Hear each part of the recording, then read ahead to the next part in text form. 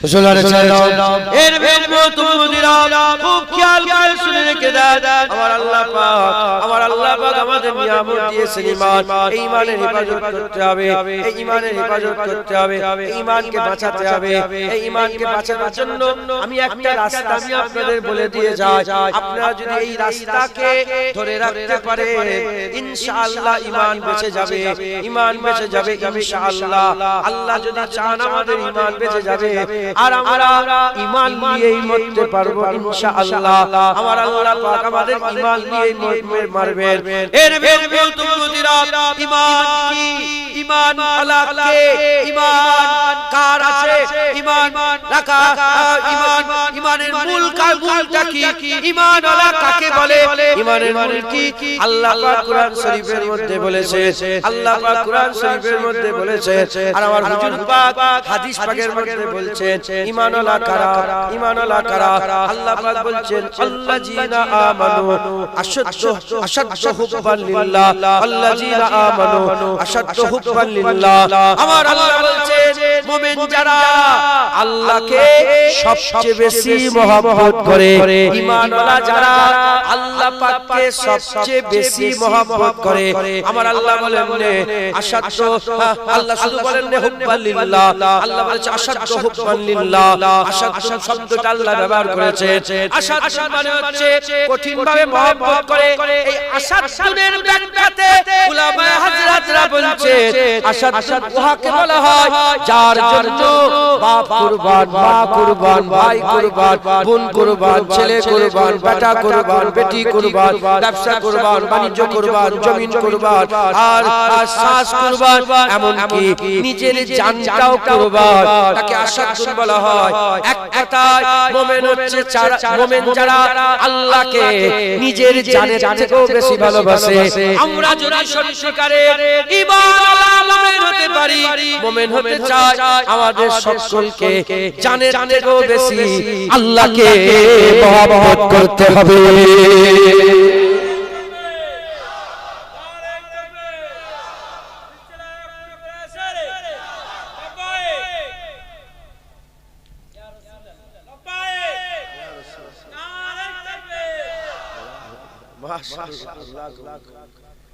আমরা বিরক্ত হচ্ছে এইটা কি কমিটির মেন লোক নাকি সভাপতি তুমি সভাপতি এই সভাপতি এটা তুল কালাম করে দিচ্ছে হ্যাঁ উনি হচ্ছে আল্লাহ পাকের খাস বান্দা কথা ঠিক না খাস বান্দা না এটা ওদের চিন্তা নেই আমাদের চিন্তা আল্লাহ আল্লাহ যে এক কথা বলছে আপনারা বিরক্ত হয়ে যাচ্ছেন এখন তো জলসা এই জলসা বন্ধ হয়ে গেছে এই জলসাকে মানা করে দিয়েছিল মানে জলসা বন্ধ কেন বলে এই সাইডের নাম ডিলিট হয়ে গেছে বলে জলসা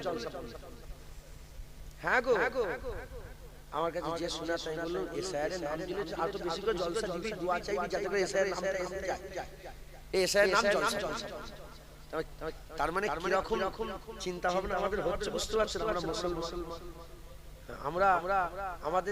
আমরা মুসলমান কিন্তু আমাদের চিন্তা ভাবনা সব কাফেরের মতো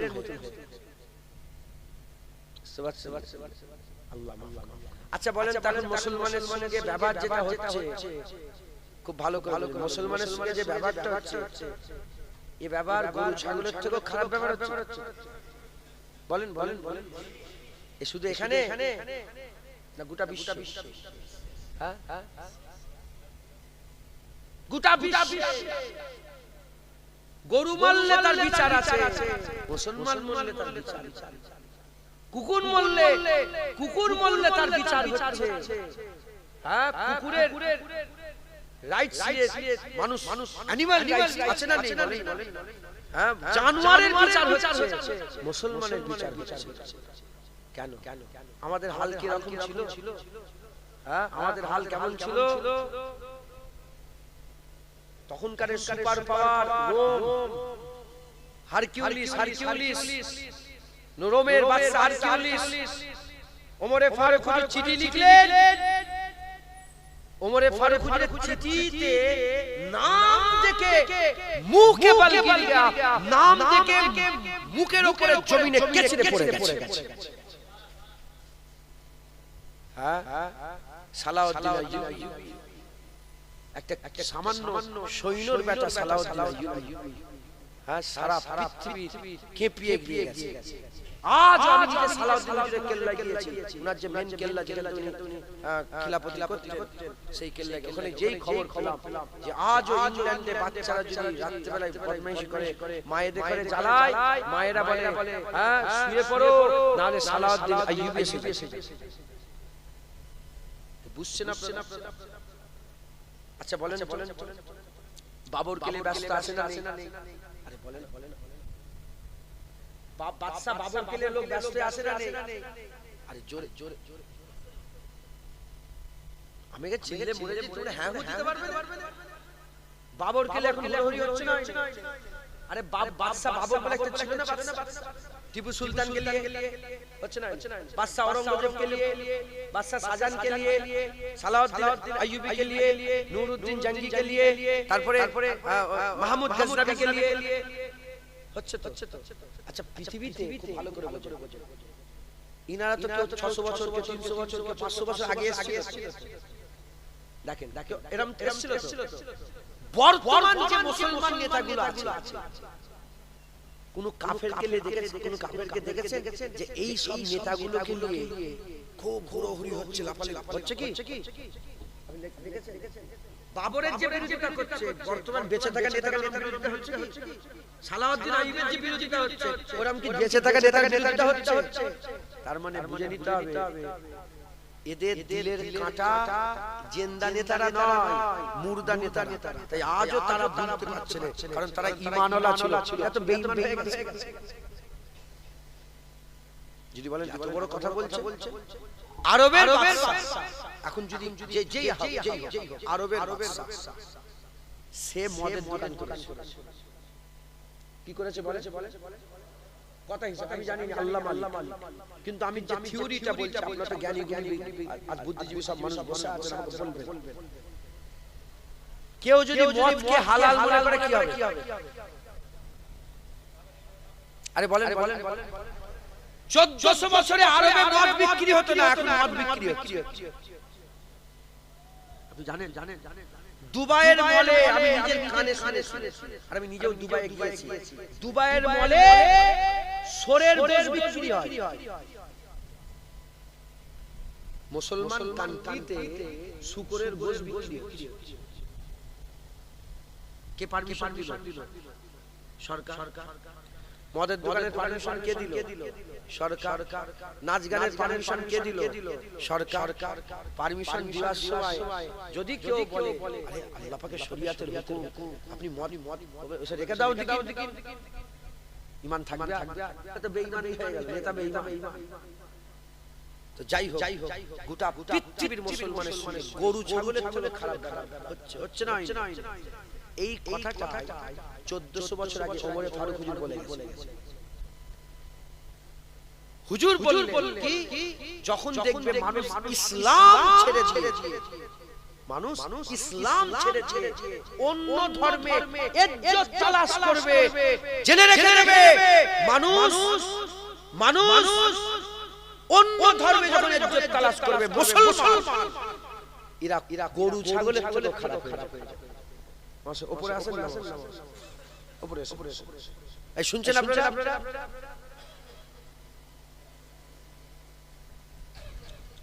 আমার দিকে খেয়াল করুন। যে একটা কথা বলছি তো টাইম শেষে, কথা বাজে দেখেছেন 10টা 5টা বাজছে। আমি তো 10টা পর্যন্ত থাকবো 10-20 মিনিট পরে উঠেছি, হ্যাঁ, আর 2-5 মিনিট 10 মিনিট টেনে দেবো। যে ধ্যান আমার দিকে। ওমরে ফারুক তিনি 1400 বছর আগে বলে গেছেন। কখন জানেন? যখন বাইতুল মুকাদ্দাস ফাতহ করতে গেলেন না, তো ওমরে ফারুক মুজাটা কাঁধে রেখেছে, মুজা কাঁধে রেখেছে, মুজা কাঁধে রেখে, আর ওই একটা খাল ছিল, খালটা পার করেছে, পার করে উঠেছে। তখন আবু উবাইদা বিন জাররাহ বলে, এই ওমরে ফারুক আমিরুল মুমিনিন, মুজাকেও কাঁধে রাখে, খারাপ লাগছে? যখনই বলেছেন ওমরে ফারুক জালাল মিজাজ এসেছে, বলে আমি জানি তোমার ইজ্জত, তোমাকে রাসূলুল্লাহ বলেছে আমিনুল উম্মাহ, তুমি যদি আমিনুল উম্মাহ না হতে তোমাকে এমন শিক্ষা দিতাম কিয়ামত পর্যন্ত উম্মতে মুহাম্মাদের জন্য ইবরাত হয়ে যেত। তুমি কি মনে করেছো মুসলমানের ইজ্জত মুজা কাঁধে রাখলে কমে যাবে? মুজা কাঁধে আছে, কিন্তু যে দেখতে যাও কাফের করে, যে দেখতে যাও তারা সবাই কাঁপছে। আমিরুল মুমিনুন ওমর ইবনে খাত্তাব এসে গেছে। তুমি কি মনে করছো মুজা কাঁধে রেখেছে বলে আমার ইজ্জত কমে গেছে? হুজুর বলে শোনো, ওমরের ইজ্জত ওমরের নয়, ওমরের ইজ্জত ইসলামের ইজ্জত। ওমর যদি ইসলাম থেকে বেরিয়ে যায়, ওমর একা হয়ে যাবে, বেইজ্জত হয়ে যাবে। আর ওমর যদি ইসলামের সঙ্গে থাকে, ওমর ইসলামের সাথে থাকলে ওমরের ইজ্জত ইসলামের ইজ্জত হয়ে থাকবে। জোরে বলেন। জেনে রেখে দেবেন, জুনায়েদ চলে যাবে, ইসলাম থাকবে। মুসলমান ছেলেরাও এর মেহমানরা খুব খেয়াল করে শুনে রেখে দেন, ইসলাম থাকবে। আবু বকর সিদ্দিক চলে গেলেন, ইসলাম ছিল। ওমর ফারুক চলে গেলেন, ইসলাম ছিল। মাওলা আলী চলে গেলেন, ইসলাম ছিল। হযরত উসমান গনি চলে গেলেন, ইসলাম ছিল। ইমামে আজম চলে গেলেন, ইসলাম ছিল। ইমামে শাফি চলে গেলেন, ইসলাম ছিল। সালাওয়াত আলাইহি চলে গেলেন, ইসলাম ছিল। নুরউদ্দিন জঙ্গি চলে গেলেন, ইসলাম ছিল। বাবর চলে গেল, টিপু সুলতান চলে গেল, ঔরঙ্গজেব আলমগীর চলে গেল, আর শেরশাহ সুরি চলে গেল, মোহাম্মদ গৌরী চলে গেল, ইসলাম ছিল। দাদা হুজুর চলে গেলেন, ইসলাম আছে, ইসলাম ছিল।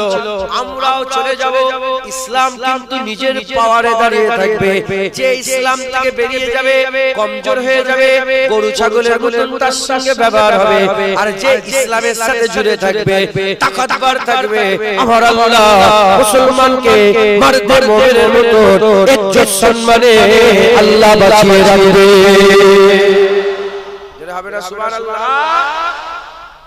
ওমরে ফারুক বলতেন, শোনো, ইজ্জত আমার মুজা কাঁধে রেখে কি হয়েছে? এতে কি আমার ইসলামের ক্ষতি হয়ে গেল? আরে বলেন, আমি টুপিটা এরকম করে না পরে আমি এরকম করে পরেছি, এতে কি আমার ইসলামের ক্ষতি হয়ে গেল? হ্যাঁ, আমি আংটিটা খুলে দিয়েছি, এতে কি আমার ইসলাম ক্ষতি হলো কিছু? আমি ইসলামের কোনো ক্ষতি করলাম? গুনাহ করলাম না। ইসলামের ক্ষতি তখনই হবে যখন ইসলাম থেকে আমি বেরিয়ে গিয়ে যারা গায়ের গায়ে আছে কিছু মনে করেন, ওই শার্টটা পরে আছে আমাদের কিছু মনে করেন, আপনি আমার বাপ হন, ভাই হন, মাফ করে দেন। আমি বলছি এটা আমাদের, এটা অন্য জায়গায় থাকবে। এই শার্ট পরেছে, এই শার্ট আমাদের তো পাঞ্জাব, কথা ঠিক না? ঠিক বল। ক্যাপ পরেছে, দেখেন যে দেখেন ক্যাপ পরে ঘুরছে, ক্যাপ আমাদের।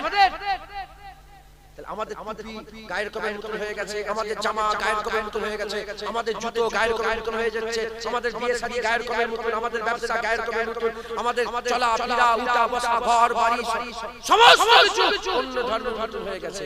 আর শুধু বলছি মুসলমান, শুধু হবে না। যদি ইজ্জত পেতে চান, আমি আল্লাহর কসমকে বলছি,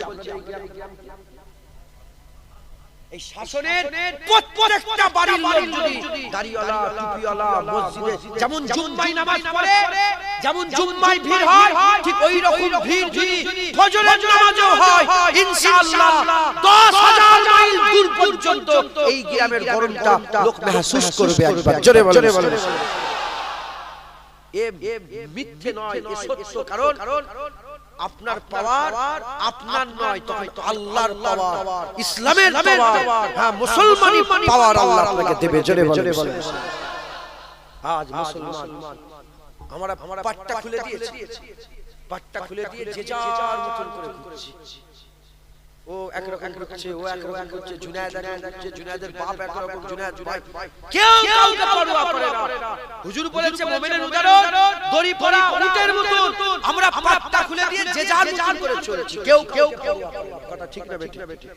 হ্যাঁ, সারা রাত জেগে আছে, মোবাইল ঘাটছে, ঠিক ফজরের আযান হচ্ছে, মোবাইল থেকে রেখেছে। মুসলমান কি করে আমরা সম্মাননা হব? কি করে আমরা দুনিয়া আখিরাতে ইজ্জত পাবো? আযান হচ্ছে, আমরা জেনা মোবাইলে। আর হুজুর পাক বলছে আযান হলে চুপ হয়ে যাও, নালে 20 বছরের কবুল ইবাদত নষ্ট হয়ে যাবে। আমরা ওই সময় বাজে কথা বলছি। হ্যাঁ, মুসলমান আল্লাহ করে ডাকছি, যেদিকে আপনাকে নিয়ে যাচ্ছি, যে কথাগুলো বলছি শুনেন, আমল করবেন, বলেন ইনশাআল্লাহ পুরা কনসেপ্ট ক্লিয়ার হয়ে যাবে, ঘুরে যাবেন ইনশাআল্লাহ। আমি যে কথাগুলো আমি বলছি যদি আপনি আমল করেন, আল্লাহ পাক বলছেন মুমিন হচ্ছে তারা যারা নিজের জানের থেকেও বেশি আমরা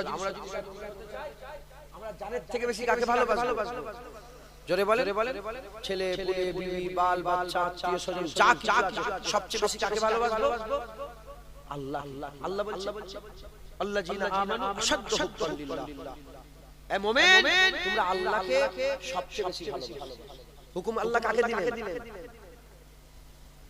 দিলেন মুমিন ইয়া আইয়ুহান নাস বলে আল্লাযিনা আমানু মুমিন কে বলছে তোমরা আল্লাহকে আশাদ্দু হুব্বান লিল্লাহ কঠিন ভাবে মহব্বত করো আল্লাহ পাক বলছেন মুমিন হচ্ছে তারা যারা আল্লাহকে সবচেয়ে বেশি মহব্বত করে কেমন বেশি আশাদ্দু বলে আল্লাহ ক্লিয়ার করে দিয়েছে অজে করে দিয়েছে যে জানের থেকে বেশি আল্লাহকে মহব্বত করে যারা জানের থেকে বেশি আল্লাহকে মহব্বত করে তারা কি বলে মুমিন তারা মুসলমানের ছেড়ে দাও এর বের তুমুদিরা আল্লাহ পাক তিনি কুরআন শরীফে আমাদের কথা বললেন আল্লাহ পাক তিনি কুরআন শরীফে আমাদের কথা বললেন মুমিন হচ্ছে তারা যারা জানের থেকে বেশি আল্লাহকে মহব্বত করে এবার হুজুর পাক সাল্লাল্লাহু আলাইহি ওয়াসাল্লামকে জিজ্ঞাসা করা হলো ইয়া রাসূলুল্লাহ ইয়া হাবিবাল্লাহ মুমিন কারা ইয়া রাসূলুল্লাহ ইয়া হাবিবাল্লাহ হুজুর মুমিন কারা হুজুর পাক সাল্লাল্লাহু আলাইহি ওয়াসাল্লামকে যখন জিজ্ঞাসা করা হলো হুজুর পাক সাল্লাল্লাহু আলাইহি ওয়াসাল্লাম মুমিনের উদাহরণ দিয়ে বুখারী শরীফের হাদিসের মধ্যে বর্ণনা হচ্ছে হুজুর পাক সাল্লাল্লাহু আলাইহি ওয়াসাল্লাম বলছেন লা ইউমিনু আহাদুকুম হাত্তা আকুনা হাব্বা ইলাইহি মিন ওয়ালিদিহি ওয়া ওয়ালাদিহি ওয়ান নাস আজমাইন অন্য রিওয়ায়াতে মিন নাফসির কথা বলা হয়েছে হুজুর পাক সাল্লাল্লাহু আলাইহি ওয়াসাল্লাম বলছেন মুমিন কারা হুজুর বলছেন লা ইউমিনু আহাদুকুম কেউ একজন মুমিন হতে পারবে না কেউ একজন মুমিন হতে পারবে না হাত্তা আকুনা হাব্বা ইলাইহি যতক্ষণ না সে ভালোবাসে আমাকে মিওয়ালিদিহি ওয়া ওয়ালাদিহি তার ছেলে পুলে তার বাপ মা ওয়ান্নাসে আজমাইন এবং সমস্ত মানুষের থেকে বেশি এমন কি মিন নাফসির বলা হয়েছে কথা এমন কি নিজের জানের থেকে বেশি নবীকে না মহব্বত করলে কেউ একজন মুমিন হতে পারবে না আল্লাহ সারাতান বর্ণনা করলেন মুমিন হতে গেলে মুমিনরা আল্লাহকে জানের থেকে বেশি মহব্বত করে মুমিনরা আল্লাহকে জানের থেকে বেশি মহব্বত করে মুমিন কারা যারা আল্লাহকে জানের থেকে বেশি মহব্বত করে আর হুজুর পাকও কনসেপ্ট ক্লিয়ার করে বলে দিলেন সারাতান বর্ণনা করলেন যে মুমিন হচ্ছে তারা যারা নবী পাককে জানের থেকে বেশি মহব্বত করে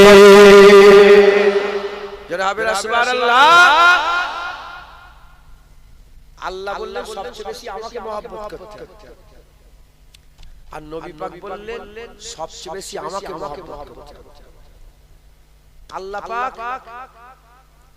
শুধু তিনার কথা বললেন সবচেয়ে বেশি আমাকে মহব্বত করতে হবে আর হুজুর পাক শুধু তিনার কথা বললেন সবচেয়ে বেশি আমাকে মহব্বত করতে হবে এখন পর্যন্ত যেটুকু ক্লিয়ার হলো বিষয় মুমিন হচ্ছে তারা যারা আল্লাহকে জানের থেকে বেশি মহব্বত করে নবী পাককেও জানের থেকে বেশি মহব্বত করে এই বুঝছেন এখন প্রশ্ন উত্তর দেবেন না সাধারণ মানুষ আলেম উলামারা জানে এখন প্রশ্ন আল্লাহকে সবচেয়ে বেশি মহব্বত করবে নবীকে সবচেয়ে বেশি মহব্বত কারণ আল্লাহ বলছে মুমিন আমাকে সবচেয়ে বেশি মহব্বত করে আর নবী পাক বলছেন মুমিন হতে গেলে আমাকে সবচেয়ে বেশি মহব্বত করতে তো হুজুর তো নিজের কথা আলাদা বলেছেন আল্লাহ পাকের কথা আলাদা বলেছেন তাহলে আমাদের কাছে দুটো মহব্বত হলো কটা মহব্বত হলো একটা আল্লাহর মহব্বত এক নবীর মহব্বত এখন প্রশ্ন আমরা সবচেয়ে বেশি কাকে মহব্বত করব আল্লাহকে না নবীকে উত্তর দিতে মানা করলাম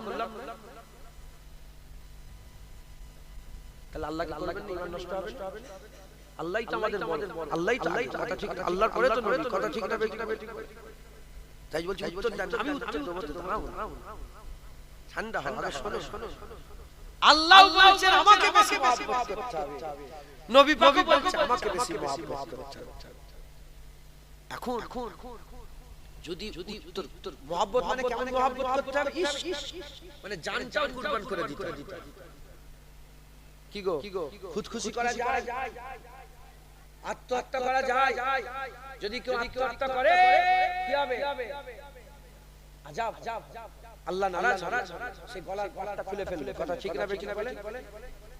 কি আযাব হবে যে বিষ খাবে, কিয়ামত পর্যন্ত কবরে আল্লাহ সিস্টেম করে দেবে, বিষ খাবে মরবে, আবার জিন্দা হবে, আবার বিষ খাবে, আবার মরবে, আবার এই সিস্টেম কিয়ামত খুদখুশির আযাব। আর এখনকার সব বাচ্চা বাচ্চা ছেলে বলে জান দিয়ে ফচকে ফচকে কাঁচা কঞ্চির বাড়ি ছিল চাপকা বদমাইশ করে। অনেক ছেলেরা আমাকে অনেক ছেলে বলে আমার ছেলে শুনে মরে যায়, আর বাপ মনে করে কি হলো রে না কাঁচা কঞ্চি কঞ্চি কেটে নিয়ে এসেছে। আর যেমন উস্তাদের আগে মারতো ছাত্র ওইরকম মারতে যেন প্যাকাল প্যাকাল আগবে। আল্লাহ মাফ করুন। খবরদার মুসলমান কোনদিন নিজেকে খুশি করতে পারে? এই মুসলমান নিজের জান নিজে নিতে পারে? কিন্তু প্রশ্ন কেন? জান তো আমার, আমি নেব, অসুবিধা কি? জান তো আমার, আমি নিজের জান নিজে নেব, এত অসুবিধা কোথায়? অসুবিধা এখানে, কারণ জান আমাদের নয়, জান আল্লাহর রাসূলের। কারণ আল্লাহর রাসূলের জন্য জান দেয়া যাবে, আর কারোর জন্য জান দেওয়া যাবে না। আল্লাহর রাসূলের জন্য জান মুসলমানের ছেলেরা এর বেমতুদিরা আল্লাহ পাক কোরআন শরীফের মধ্যে বলছে আশাদ্দু হুব্বাল্লাহ, ওলো মুমিন যারা তারা আল্লাহকে সবচেয়ে কঠিন ভাবে মহব্বত করে, মানে জান কুরবান করে দেয় আল্লাহর জন্য, নিজের জানকে কুরবান করে দেয় আল্লাহর জন্য। আর হুজুর পাক বলছে মুমিন যারা সবচেয়ে থেকে বেশি এমনকি নিজের জানের থেকে বেশি নবীকে মহব্বত করে, আমার নবী পাককে ভালোবাসে, আমার নবী পাককে প্যার করে, নবীও বলছেন মুমিন হচ্ছে তারা যারা আমাকে সবচেয়ে বেশি ভালোবাসে। আর আমার আল্লাহ পাক বলছেন মুমিনরা আল্লাহকে সবচেয়ে বেশি ভালোবাসে, জান কুরবান করে দেয়। এখন প্রশ্ন, আমরা নবীকে আগে বেশি ভালোবাসবো না আল্লাহকে ভালোবাসবো? যদি উত্তর খুঁজতে চান এই হাদিস পাকের মধ্যে, এই কোরআন শরীফের আয়াতের মধ্যে আল্লাহ উত্তর বলে দিয়েছেন। আল্লাহ পাক বলে দিয়েছেন কি?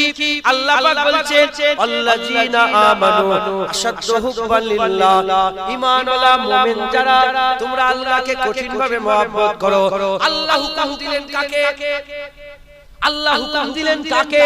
আল্লাহ হুকুম দিলেন মুমিনকে, কাফেরকে বলে না, মুশরিককে বলে না, মুনাফিককে বলে না, অন্য কোন ধর্মের লোককে বলে না।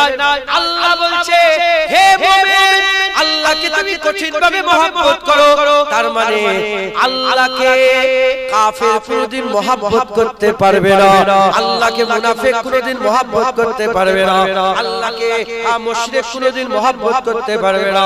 আল্লাহকে মহব্বত করতে গেলে শর্ত হচ্ছে আল্লাযীনা আমানু, মুমিনরা আল্লাহকে মহব্বত করবে। যদি আপনারা মুমিন হন, মুমিনরা আল্লাহকে মহব্বত করতে পারে, অন্য কেউ মহব্বত করতে পারে না। তাহলে কি বুঝলেন? আল্লাহকে কারা মহব্বত করে? আল্লাহকে মুমিনরা মহব্বত করে, আল্লাহকে মুমিনরা মহব্বত করে। এবার হুজুর পাকের হাদিস পাকের দিকে আসে, হুজুর পাক বলছেন লা ইউমিনু আহাদুকুম, আহাদুকুম মানে হচ্ছে একটা, আহাদুকুম মানে হচ্ছে আহাদ মানে হচ্ছে এক, আহাদুকুম লা ইউমিনু আহাদুকুম, কেউ একজন মুমিন হতে পারবে না, কেউ একজন মুমিন হতে পারবে না, মানে একজনও মুমিন হতে পারবেই না যতক্ষণ না সে সবচেয়ে বেশি নবীকে মহব্বত করছে। তাহলে মুসলমান কি হলো? আমরা যদি মুমিন হই তারপরে আল্লাহকে মহব্বত করার সুযোগ পাবো, আর মুমিন যদি হতে চায় নবীকে মহব্বত করতে হবে।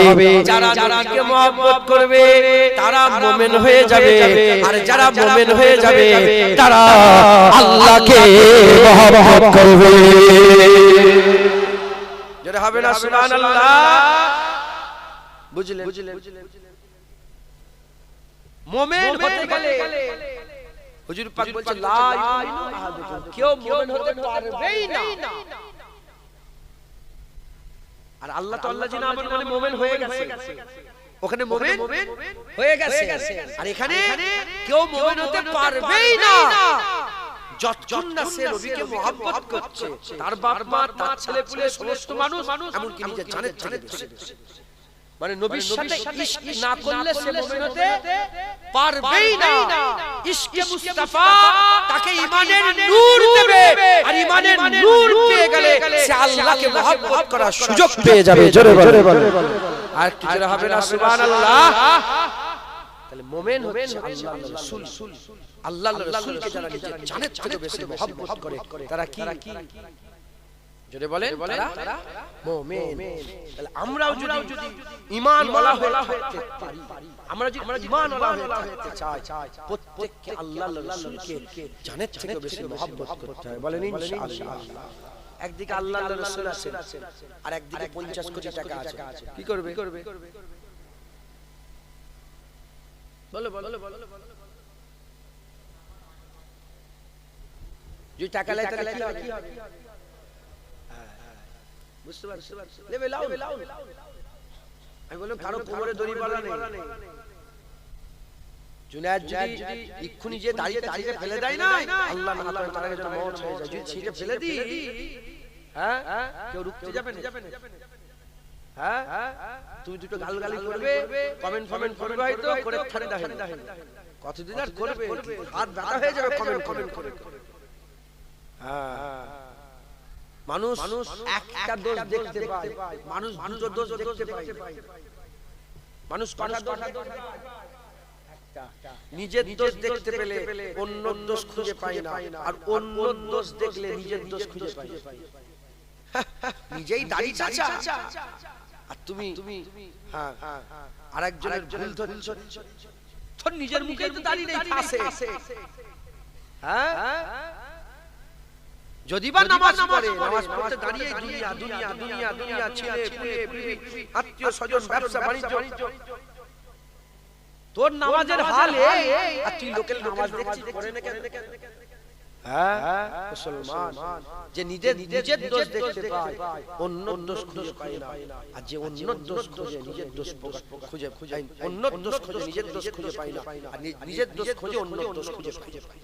নিজের দিকে নিজের গেরের দিকে দেখে যে আমি আল্লাহ কত চলা, আমার মাকাম আল্লাহ পাকের দরবারে কত আছে, আমি আল্লাহ কত টাকা চাই হাসিল করতে। মাথায় ঢুকছে? বুঝতে পেরেছো মুসলমান? হ্যাঁ, কারো কোমরে দড়ি বাঁধা নেই। আল্লাহর রাসূল 50 কোটি টাকা। তুমি যে 50 ওই হুজুর পাক বলেছে সকালে ঈমান থাকবে, হুজুর বলে ঈমান বিক্রি করে দেব আমার উম্মতরা।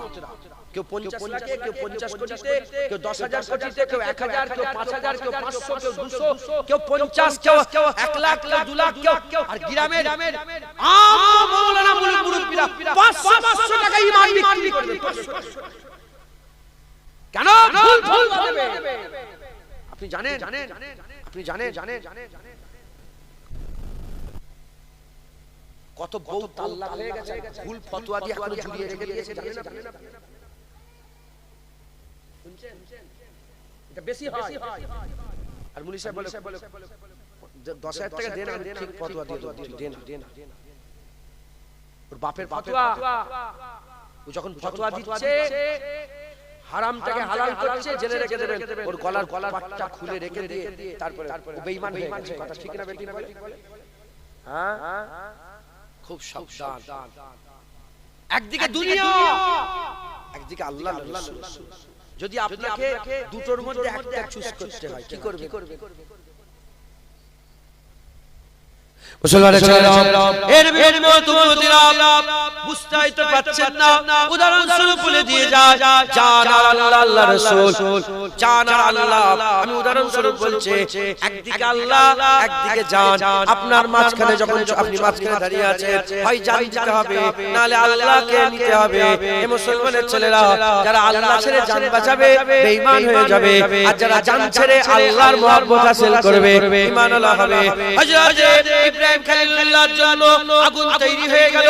ইব্রাহিম খলিলুল্লাহর জন্য আগুন তৈরি হয়ে গেল ইব্রাহিম খলিলুল্লাহকে আগুনে ছুঁয়ে দেওয়া হলো ইব্রাহিম খলিলুল্লাহ উড়ে উড়ে আগুনের দিকে যখন যাচ্ছিলেন আল্লাহর হুকুমে হযরত জিবরাইল সাল্লাল্লাহু বলে ইব্রাহিম আলাইহিস সালাম ইব্রাহিম খলিলুল্লাহ বলে মাসতে চাঁদ মাসতে চাঁদ মাসতে চাঁদ হযরত ইব্রাহিম খলিলুল্লাহ বলে জিবরাইল তুমি কে সরে যাও আল্লাহ যদি বাঁচায় বাঁচবে আল্লাহ যদি বাঁচায় বাঁচবো আল্লাহ যদি মরে মারবো আল্লাহ খুশি হয়ে গেলেন ঘোষণা হয়ে গেল ইয়া নারু কুনি বারদাও ওয়া সালামুন আলা ইব্রাহিম ইব্রাহিম খলিলুল্লাহকে আগুনে পড়ে ফেলে দেওয়া হলো কিন্তু তিনি আল্লাহর জন্য জান কুরবান করে দিলেন যখন আল্লাহর জন্য জান কুরবান করে দিলেন আল্লাহ ঘোষণা করে দিলেন ইয়া নারু কুনি বারদাও ওয়া সালামুন আলা ইব্রাহিম এ আগুন তুমি ইব্রাহিমের জন্য সালামতি হয়ে যাও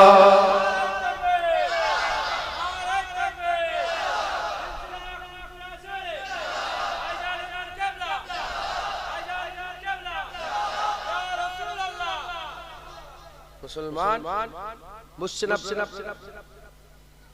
জান আর আল্লাহ ইব্রাহিম খলিলুল্লাহ জান ছেড়ে দিলেন আল্লাহ নিজের ছেলেকে জবাই করার কথা বললেন আল্লাহ উনি ছেলের গলায় ছুরি চালালেন আল্লাহ চালালেন কথা ঠিক না বেঠিক বলে জান ছেলে কুরবান নিজের স্ত্রী আর বাচ্চাকে বললেন যাও মক্কা শরীফের পাহাড়ের মাঝখানে রেখে দিয়ে এসো তিনি রেখে দিয়ে চলে এলেন নিজের ছেলে আর স্ত্রীকে ছেড়ে দিলেন আল্লাহকে ধরে ওরকম আমাদেরও সিচুয়েশন হবে তোমার নিজের বাপ বলবে চলো খ্রিস্টান হয়ে যাবে আল্লাহ না কি করবে খ্রিস্টান হয়ে যাবে বাপের কথায় না বাপ ছেড়ে দিয়ে আল্লাহ ধরে রাখবে আল্লাহ পাক বলেছেন যারা আখিরাতে বিশ্বাস রাখে তাদের সামনে যখন কেউ আল্লাহ রাসূলের বিরোধিতার কথাবার্তা বলে সে তো তার বাপ হোক তার মা হোক তার পরিবারের লোকজন হোক তারা তাদের সাথে দুশমনি করে তাদের সাথে সমস্ত তাল্লুক সম্পর্ক ছেড়ে লা তাল্লুক হয়ে যায় দুশমনি করে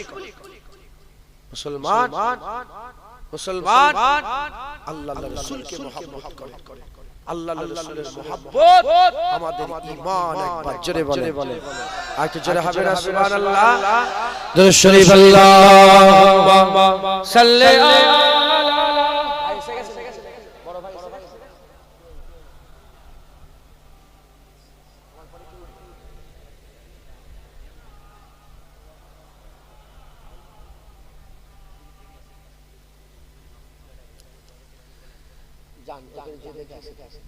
দুরূদ শরীফ আল্লাহুম্মা সাল্লি আলা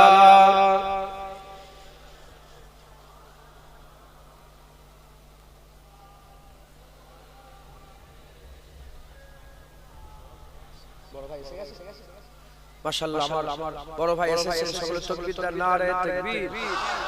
নারে তাকবীর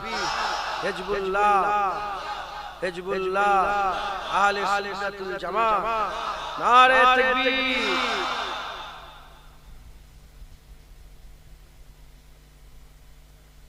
याद आई है अपनी खताएं जब खुदा का ख्याल आ गया है याद आई है अपनी खताएं जब खुदा का ख्याल आ गया है याद आई है अपनी खताएं जब खुदा का ख्याल आ गया है जब खुदा का ख्याल आ गया है मेरी बेचैन दिल को वहीं पर मेरी बेचैन दिल को वहीं पर मुस्तफा का ख्याल आ गया मेरी बेचैन दिल को वहीं पर मुस्तफा का ख्याल आ गया है जुल्म का सबर का सिलसिला था एक तरफ सबर का सिलसिला था एक तरफ सबर का सिलसिला था। बात जब हक और बातिल की आई, बात जब हक और बातिल की आई, करबला का ख्याल आ गया।